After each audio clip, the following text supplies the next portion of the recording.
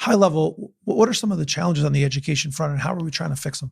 Uh, I guess high level and low level. So, on the feet on the ground perspective, you have teachers like Dave Tuttle at Platt Tech, who he has the most robust and active technical advisory committee of any school. I serve on his. Actually, Steve Orlowski at Emmett O'Brien has got a good program there. But Dave has cultivated throughout his career a really strong advisory committee, and he's really listened to them. So I've walked in there one year on different meetings, and everybody's focus is we are desperate for tool makers.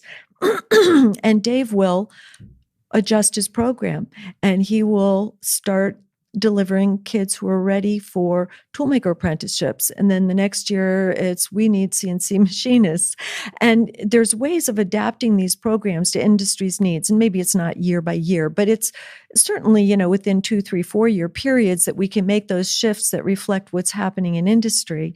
And he responds to that. That's something that needs to be nurtured in all of the technical schools in the state.